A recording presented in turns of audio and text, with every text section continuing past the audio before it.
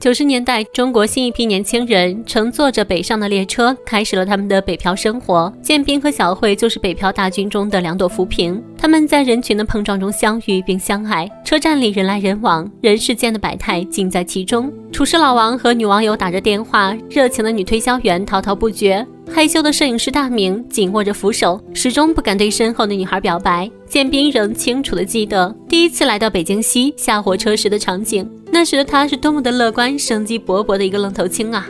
刚下地铁的他紧紧地握着小慧的手说，小慧，我一定会让你幸福的。而小慧多么的淑女，一脸幸福地笑着，嘟着嘴扭头向另一个方向走去。建斌快步追了上去，两人挽手走进了冬天的北京。小慧穿着厚厚的羽绒服，带着可爱的耳暖，漂亮极了。时间就这样悄悄地流走，一转眼7年过去了，当初的激情已经渐渐褪去，剩下的只有柴米油盐的生活。小慧是个踏实的女孩，在北京奋斗多年的她已经有了一份稳定的工作，但丈夫建斌依旧浑浑噩噩过日子。7年的时间足以把一个满怀雄心壮志的生龙活虎的小伙子折腾成一个忧郁无奈的成年人。而且更要命的是，他失业了，比失业更可怕的是，他还失去了一个男人最宝贵的东西，那就是做人的信心和男人应有的雄心壮志。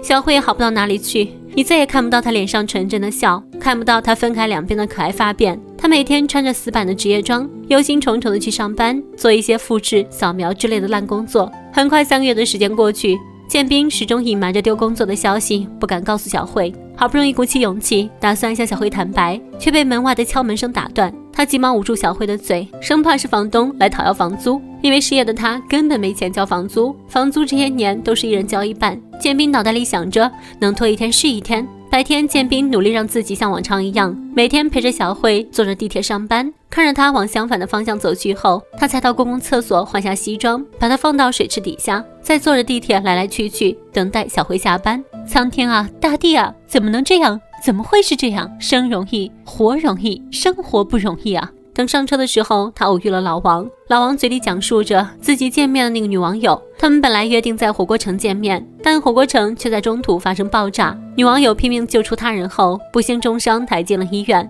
老王不敢和他相认，怕对方讹上自己。说完还拿出女网友的照片给朋友看，却不慎将照片遗漏在了座位上。建斌看到照片后，看长得眉清目秀，便想要见上一见，反正闲着也是闲着。他来到了女网友所在的医院，女网友名叫利川，是一名老师。她眼睛受伤，脸上蒙着纱布，一段时间后才能重见光明。建斌就这样远远地看着对方，看着看着，突然意淫了起来，不如代替老王去照顾这个女孩。躺在草地上的他感觉到无比的惬意和自由，早已将心中的烦心抛到一边。另一边的小慧结识了咖啡店的老板老虎，老虎对小慧表露了好感，但小慧的态度却不置可否。下车时，老虎牵住了小慧的手，小慧愣在原地，她没有拒绝，也没有答应。女人总是有一些虚荣的，小慧也在这样平淡的生活中去寻找一些乐趣。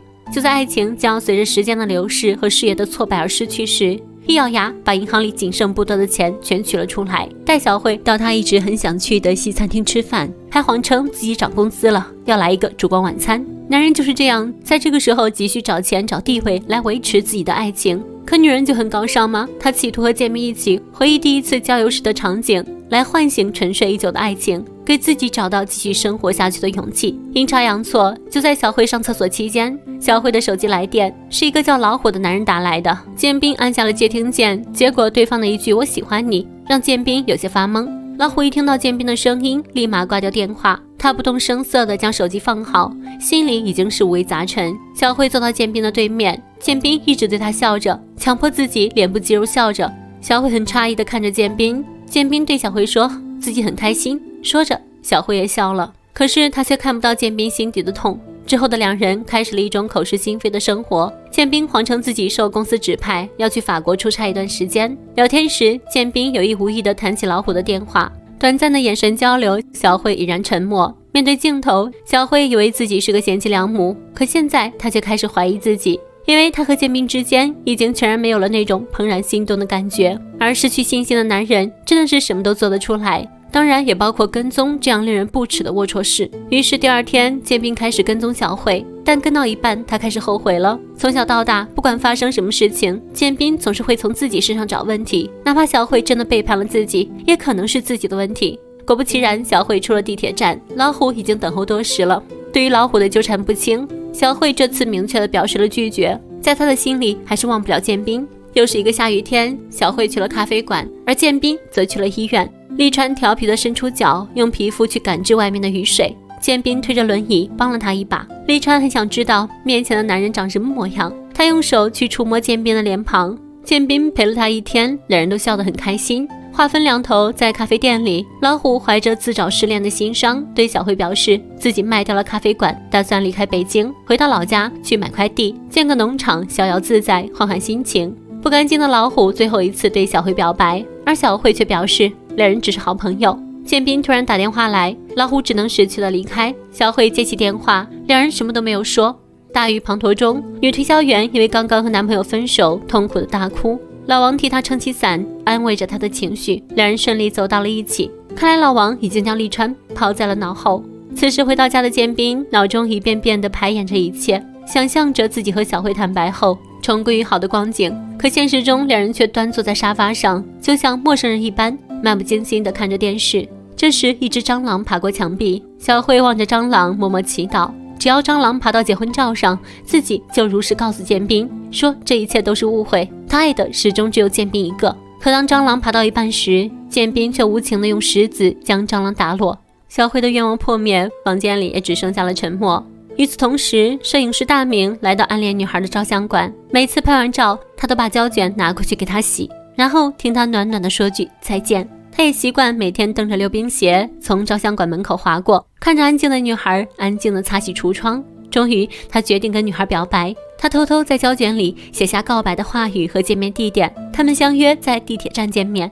时间一到，大明就去地铁站等女孩，女孩也如约来到了地铁站。他一节又一节地在车厢里寻找大明。女孩是来了，而且穿得很漂亮，还有些害羞，但大明却怂了，只是因为他是一个聋哑人。自卑的他不敢真正的面对女孩。那天大明在地铁里坐了一整天，终于心有不甘的女孩在地铁站拦住大明，涨红了脸，跟大明说了些他失约之类的话，说完便大方的下了地铁。虽然他真的很生气，但是他眼里还有一些隐约的伤痛。就在地铁门关上要走的那一刹那，大明在地铁门对着天爱比了手语，他告诉天爱自己是个哑巴。女孩哭了，愣在原地。难道一个哑巴就不配拥有爱情吗？然而该来的还是来了。独自吃着饭的建斌听到小慧回家时的脚步声，便火急火燎地收拾好桌上的饭菜，然后猛灌一瓶啤酒，躺在床上假装睡觉。他想跟小慧亲热，可小慧推开了他，他不想。为此两个人争吵起来，小慧一气之下跑出了家门。那一刻，建斌感觉两人的关系已经走到了末路。他出门寻找小慧，两人坐在信号灯下，一直等到天亮。黎明破晓，两人的感情如流沙般在水中消逝。回家的路上，两人脑中都抱有自己的想法，唯一的共同点就是两人都觉得这段感情已经走到了尽头。这天，小慧提前回家，做了一桌建斌喜欢吃的菜。她跟自己说，要鼓起勇气跟他说自己只爱他一个人。可吃饭的时候，建斌只是一个劲地吃着饭，小慧的话他全都没有听进去。建斌直截了当地告诉小慧，去法国的日期提前了，过几天他就要走了。听到这句话，小慧也没有多说什么，两人就这样互相看着对方，相顾无言。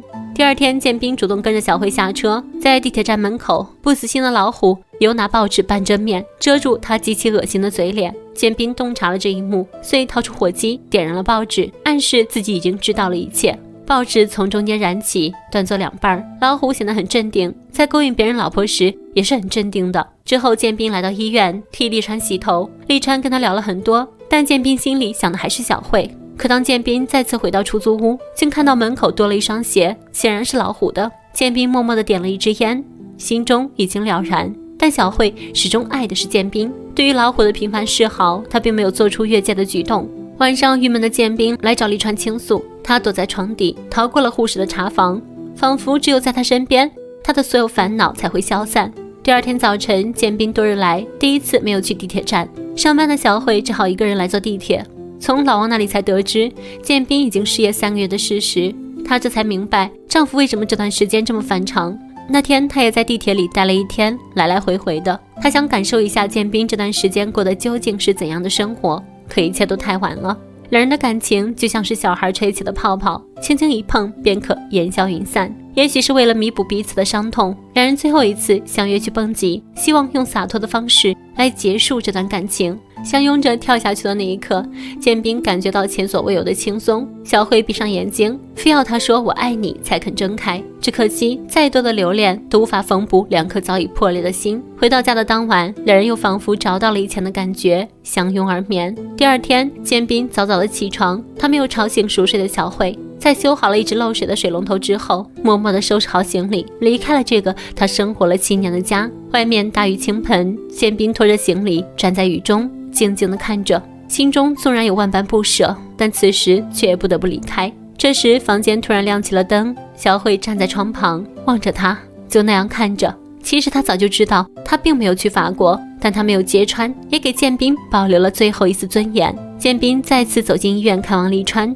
还替利川拆掉了脸上的纱布。不过当利川回头时，后面却空无一人。建斌最后还是没有勇气来面对这段感情，因为在他心里爱的还是小慧，同样小慧的心里爱的也是他。